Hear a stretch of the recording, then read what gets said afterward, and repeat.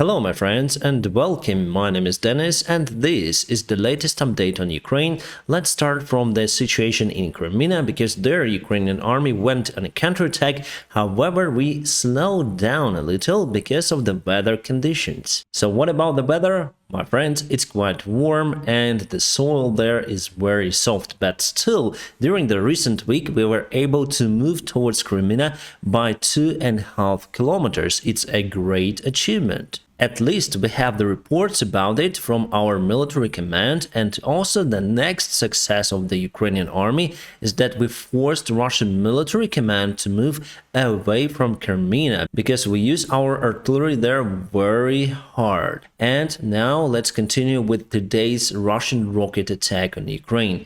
Finally, they did it. The good news is that Ukrainian air defense was able to shut down more than 80% of those rockets together with drones. So it was joint attacks. They fired the cruise missiles from the Black Sea, also from the Belarusian territory, and they also fired the Shahid drones, or launched, it's better to say, those drones. And some of the cruise missiles were even shut down with the help of the manpad systems.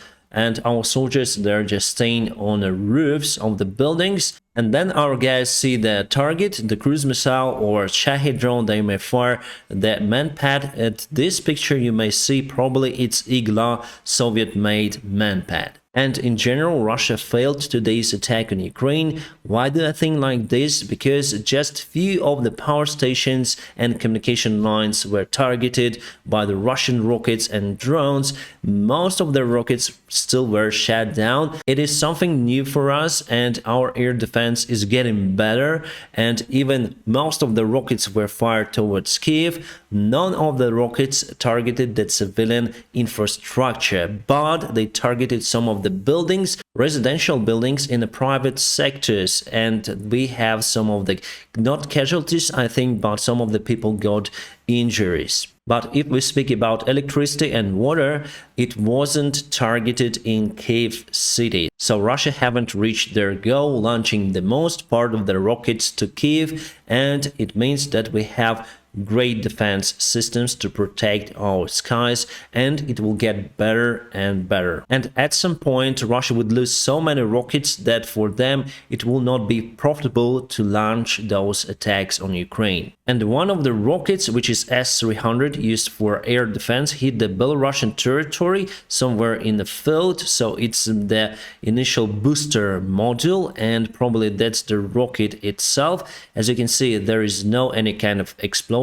Russia and Belarus, they also have the S-300 systems in their armies, so it's now hard to say what side used those rockets, and that's the place where the rocket was found, I would say not far away from the Ukrainian border. And the Ukrainian side already said that they may open investigation on that case or join the investigation about the possible involvement in that case. But just to remind you, Russia converted their S-300 systems as ground-to-ground rockets and continue to fire them to Kharkiv area and Sumsky region constantly. And that's why somehow Russia lost one of their S-300 systems in Bryansk Oblast, which is Russia. So somehow, because of the explosion, they lost S-300. Those reports are coming from the Russian side. And this is Engels airfield. Russia started to use the air defense systems over there, attacking enemy drones.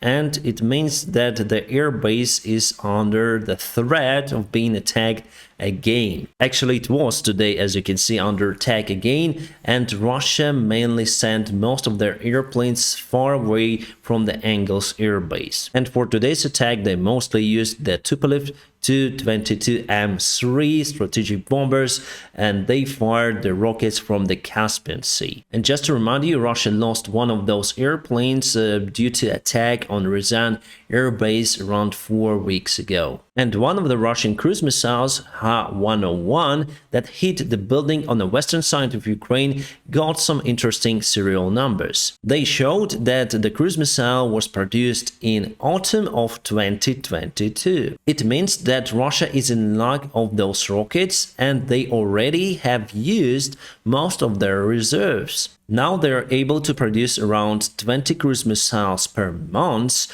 and for the massive attack they have to spend around 3 up to 4 months producing the brand new rockets. But the quality of those brand new rockets are not okay. For example, here you can see that rocket luckily didn't explode. For today's attack, Russia used 63 rockets, much less than they fire usually. So just 9 rockets hit their targets, and as you can see in this case, one of them for sure didn't explode. And it was a big gap between the Russian attack in the beginning of December and this attack today. And based on this total information that I see, I may predict, I may come up with idea that Russia will stop using the rocket attacks on Ukraine in spring or summertime. They may fire here and there, but as for the massive rocket attacks that they performed before, I think next year we'll not see that. But still, I think that they will try to launch some of the attacks during this winter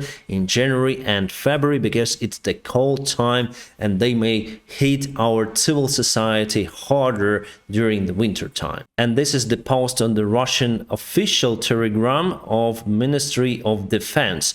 Calibers will never be ended. It means that they will still produce the cruise missiles to attack Ukraine. However, as I say to you, the quantity of those rockets are still not enough to target civilian infrastructure in such a big country as Ukraine, and Ukraine will get more and more air defense systems from our Western allies. Patriots are coming next year, so it's going to be our strategy for the Russia to use cruise missiles in Ukraine for sure. And here is one more photo showing why we are not on a counterattack on Crimea. We started, but weather turned very bad. We had some of the rains, the soil turned dirt, and basically it's impossible to attack with our usual tactics. And more information is coming from the Russian Engels airfield, mostly from the Russian resources. They admit that they haven't shut down the drone that was used to attack the airfield. They shut down their own fighter jet Sukhoi 27 that was flying very close to Engels airfield. So they mismatched the targets. It was the friendly fire and they lost Sukhoi 27. Together with pilot, they say that pilot lost his life. And they say now the investigation is ongoing why the air defense system missed the target and hit their own airplane. And I would say that friendly fire is nothing special in any kind of war. In the beginning of the Russian invasion of Ukraine, Ukrainians also shut down their airplanes. I know about 2 cases for sure, and we also lost one of the pilots because of that. But it happened then the Russian aviation was flying deep into Ukrainian territory. Here I can see that they're panicking. As we were a little bit panicking, then Russia started their attack on Ukraine, especially on Kiev. And I can state here that they lost Sukhoi 27 today because of the previous drone attacks. That's the outcome. And also we got the information that Russia is going to send back their air defense systems like S-300s from the front lines to protect their own airfields inside the Russian territory. And that would obviously lower the risks for Ukrainian aviation to be used on the front lines. That's one more outcome from the drone attack. So you see, we have more pluses than minuses here. One of the Russian attack helicopters, K-52, was hit and crash landed. A crew survived, and what they did, they destroyed their own helicopter, just not let into Ukrainian hands. The full explosion you may see on my Telegram channel.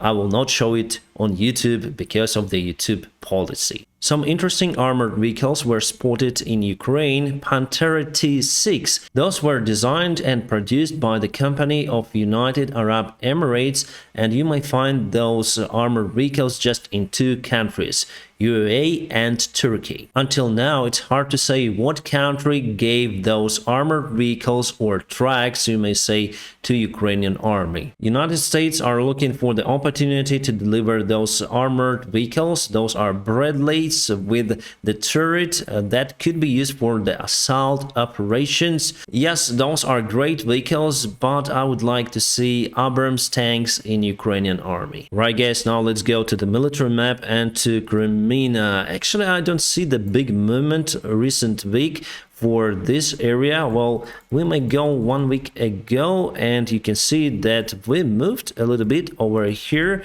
and we gained maybe 2.5 kilometers, but mostly those are woods and open territory without any kind of the villages or something like that.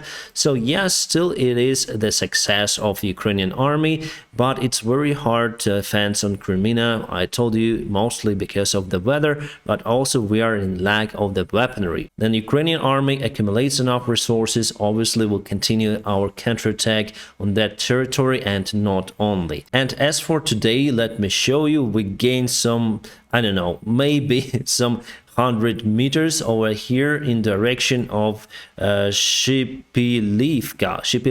It's located very close to the Siversky Donets river, and still we keep Bilohorivka under Ukrainian control, but some part of the village is in a gray area, so it means that the fighting is ongoing over here as well. And the Russians move closer to Bakhmut city. They gain control under half of the park over here, and before it was like that, today it's like that, and they are really on offensive, but still Ukrainian army keeps them away from the residential areas, which is the good sign. My friends, military land website haven't been updating them for 1 week or something. Maybe they're still celebrating Christmas, and soon it's gonna be a new year. Well, my friends, I still gonna keep you updated on situation in Ukraine, and if you want to support this channel, press the like button. Press it, it helps me a lot. Also, if you want to support me financially, there are some of the links in the video description below. You may support me on Patreon, PayPal, or Donatella, whichever is more convenient for you. Thank you so much for your kind support. My friends, I wish you all a peaceful sky wherever you are, and have a great time.